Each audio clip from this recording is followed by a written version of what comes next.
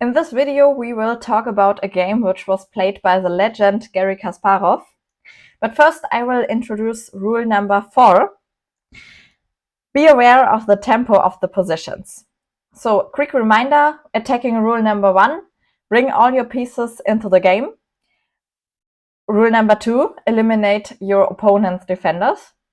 Rule number 3, create open files and open diagonals. And now rule number 4, be aware of the tempo of the position.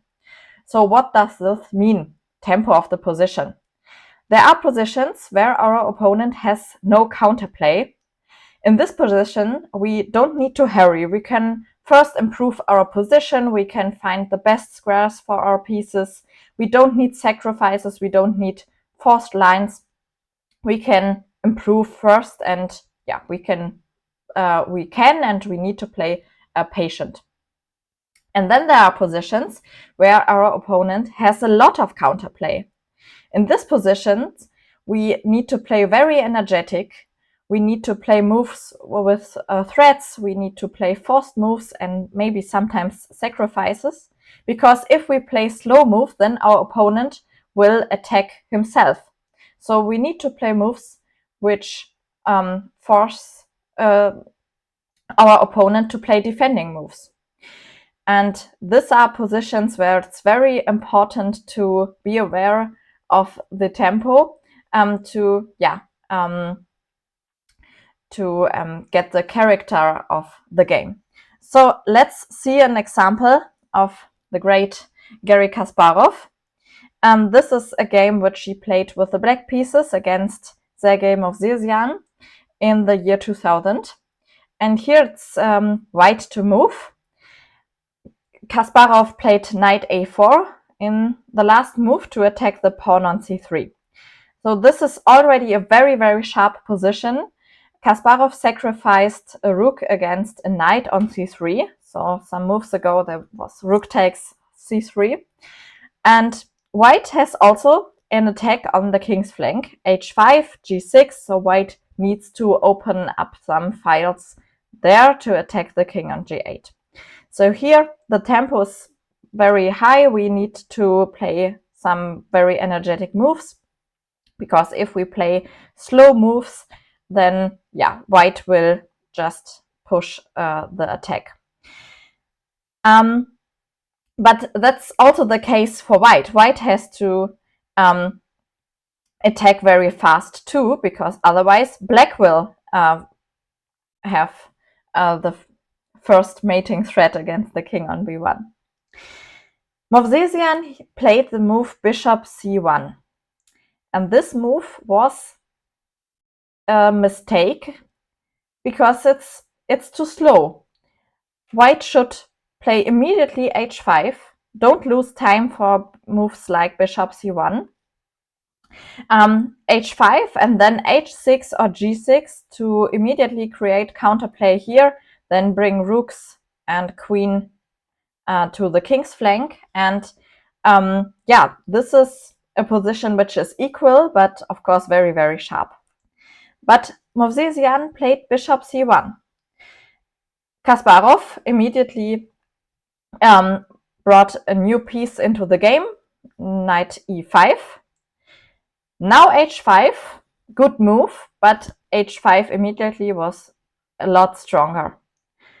d5, and now queen h2. Queen h2 is again a little bit too slow.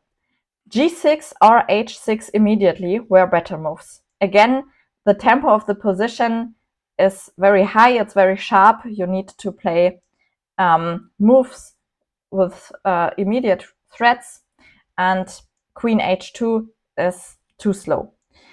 Bishop d6, now the queen is under attack here, or knight takes d3 is a big threat. So queen has to move again, queen h3. And then Kasparov found good moves, forcing moves to attack the king on b1. So knight takes d3, white has to take back. b4 opens up some lines and diagonals. Also with a threat, white has to react. Rook c8, next threat, queen to c2 check with double attack. So White again has to react and cannot attack by himself. King a1 takes, again forcing move, takes, and bishop takes e4. Bishop takes e4 was a very, very nice sacrifice. The idea is if white takes back, then black gets this check. King b1, queen c2 is mate. And after knight d4, there's a beautiful mate with takes, takes, and queen takes c1, because this is a back rank mate. So after bishop takes e4, Movsesian decided to play g6 and get some counterplay against the king on g8, but now it's too late. Black can take on h1, takes, and takes on b4, and yeah, the attack is not so strong. Takes on f7 and king f8. King f8 was also a very nice idea to not take on f7. Now there are no checks, and the king is very safe on f8. Queen g2, rook b8, bishop b2 takes. If king takes back, then for example bishop a3 and queen a5 mate. So knight d4 was in the game. Knight takes d1. Knight takes e6. Oh, did he blunder a fork? No, of course he didn't blunder. He has a mate, takes and takes on c7, and then bishop c3 is mate soon. So queen has to go to b2, and then black gets the queen back and is a rook and a piece up. Yeah, that's why Movsesian resigned, of course.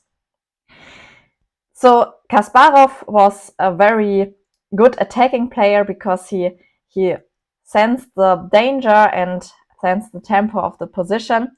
And Movsesian should attack more direct, faster, and that moves like bishop c1 and queen h2 gave the possibility to Kasparov to play the forcing moves. I hope you liked this video. Then please subscribe to the channel. So next there will be some defending rules, because attacking always is more fun than defending, but of course sometimes we have to defend. And so if you subscribe to the channel, you won't miss the most important defending rules. Let me know in the comments if you like the Kasparov attacking games, and tell me which is your favorite. Then see you in the next video.